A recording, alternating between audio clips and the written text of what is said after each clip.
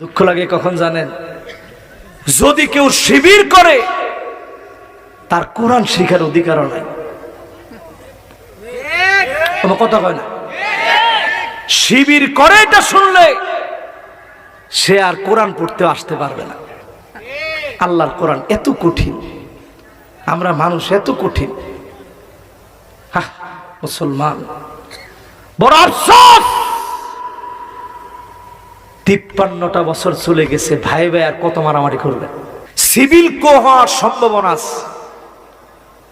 আপনারা অনেকের কান খারাপ হয়ে গেছে যে হুজুর কোন কি কি হইতে পারে। আমি যদি এখন আপনাদেরকে বলি আপনারা অবাক হয়ে যাবেন। যদি আজকে সিদ্ধান্ত নিতে ভুল করেন, বাংলাদেশ 50 বছর পিছায়া যাবে।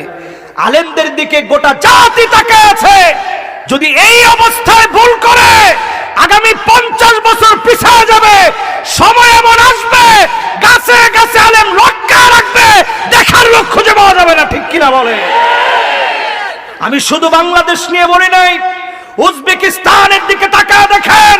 ইমাম বুখারীর দেশ, ইবনে খালদুনের দেশ, ইবনে সিনার দেশ, ইসমাইল কাফফার আশ-শাশির দেশ, ইমাম মাতুরিদির দেশ। এক শ্বাসে যদি আমি বলি বুরহানুদ্দিন মারগানানির দেশ, এরকম বললে শত শত না, এর চেয়ে বেশি আলেমের নাম বলা যাবে যারা গোটা জাতির সর্বশ্রেষ্ঠ আলেম। জোরে করে আল্লাহু আকবার। ওই উজবেকিস্তানের ভিতরে যখন কালপিটরা ক্ষমতায় চলে আসলো,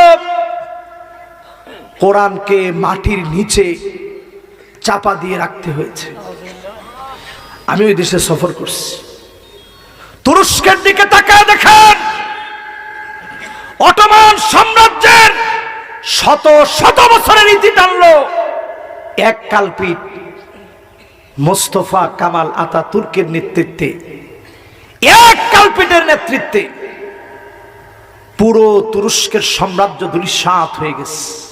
ঠিক কিনা বলেন? এখনো যদি আপনারা ভুল করেন যে ঠিক আছে দলাদলি নিয়ে আস, আপনাদের সবার কি মন খুব খারাপ হয়ে গেছে? আমার কথা কি সবাই বুঝতেছেন? আল্লাহ নবীর কাছে আল্লাহ 3টা অপশন দিলেন। কয়টা? কুল হুয়াল কাদিরু আলা আন ইয়াবআসা আলাইকুম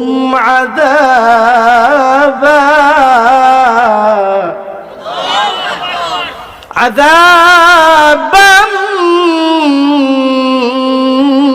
মিন ফাওকিকুম। 1 নম্বর অপশন, নবী আযাব আসবে উপর দিক থেকে, আপনার উম্মত উল্টাপাল্টা করবে, সূর্য উল্টা উঠবে। এই যে বর্তমান অলরেডি নাসার বিজ্ঞানীরা বলছে চুম্বক মেরু পরিবর্তন হয়ে উত্তর মেরুর পরিবর্তনে সামনের পৃথিবীতে সূর্য পশ্চিম দিকে উঠবে। এটা নিউজ হয়েছে অলরেডি। আপনি কি মনে করেন? এটা কিয়ামতের বড় আলামত। এটা এখনই ঘটবে না, দেরি আছে, কিন্তু বিজ্ঞান এটা নিয়ে এখন কথা বলছে। তার মানে পৃথিবীর সময়টা ভয়াবহ দিকে যাচ্ছে। এই ভয়াবহ সময়ে আজকের মাহফিল একটু স্মরণ করায় দিতে চাই, 1450 বছর আগে কোরআন বলছে নবী 3 অপশনের 1 অপশন নিতে হবে। 1 নম্বর অপশন, আযাব আসবে উপর থেকে, পাথরগুলা বিচ্ছুরিত হবে। নাসার বিজ্ঞানীরা বলে বেল্টের ভিতরে পাথরগুলা বাঁধা আছে। এত বড় বড় পাথরগুলো বাঁধা আছে, বিচ্ছরিত হয়ে যদি পৃথিবীর দিকে আসে, পৃথিবী নামক গ্রহটা নিশ্চিহ্ন হয়ে যাবে। দেশ থেকে মহাদেশ পর্যন্ত নিশ্চিহ্ন হয়ে যাবে। এই পাথরগুলোকে যিনি আমাদের দিকে পাঠান না, তিনি কে? ঠাডা পড়বে, শিলাবৃষ্টি হবে। মেক্সিকোতে এখন আপনি তাকায় দেখেন, এত পরিমাণ তাপমাত্রা বেড়ে গেছে, সেখানে শত শত বানর মারা যাচ্ছে এবং গাছের ভিতরে চিৎকার করতেছে বানরগুলো। এটা এল নিনোর প্রভাবের কারণে পৃথিবীতে হচ্ছে। বাংলাদেশে কখন কি হয় আমরা কেউ জানি না। এরকম এল নিনোর প্রভাবে পৃথিবীর ভিতরে খরা সৃষ্টি হয়।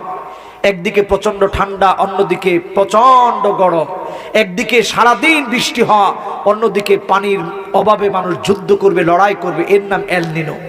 পৃথিবীতে আরো একটা বার এটা হয়ে গেছে, সম্ভাবনা আছে ভয়াবহ সেই দিকে পৃথিবী যাবে।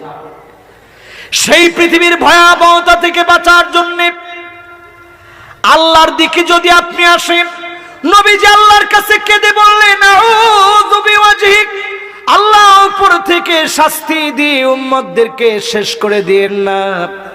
আল্লাহ দ্বিতীয় অপশন দিলেন, আও মিন তাহতি আরজুলিকুম, পায়ের নিচ থেকে আযাব আসবে, ভূমিকম্প, ভূমিধস, টর্নেডো, সাইক্লোন, আমপান, সিডর, নার্গিস, ডানা কিছুদিন আগে এসে গেল, এরকম বড় বড় আযাব আসবে।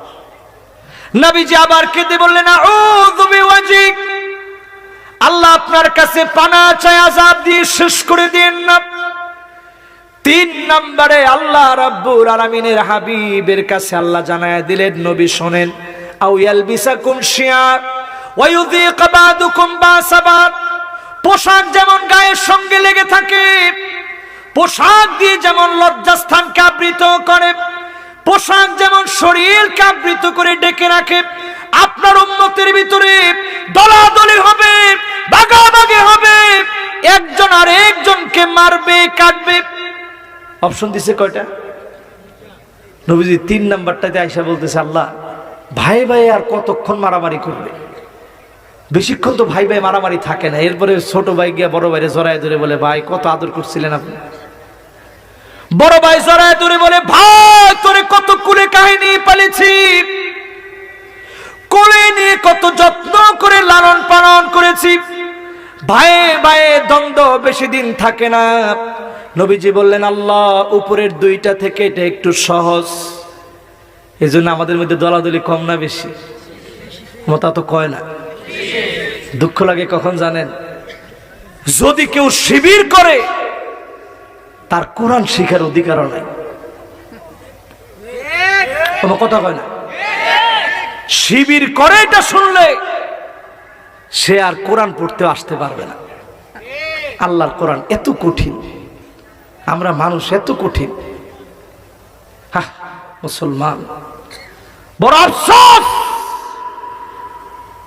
53টা বছর চলে গেছে, ভাই ভাই আর কত মারামারি করবে? আজকের এই মাহফিল থেকে বলি, কোন মাসলাক, কোন পীর, কোন দল আমার শত্রু নয়। আমার কমেন্টস না করলে ইসলামের কোনো ক্ষতি হবে না, আমার আওয়াজ না করলে ইসলামের কোনো ক্ষতি হবে না। ঐক্য বিনষ্টকারী হলে আল্লাহর আদালতে তুমি চেহারা দেখাতে পারবে না, ঠিক কিনা বলে? এজন্য আপনি আপনার নিজের দায়িত্ব ঠিক করেন।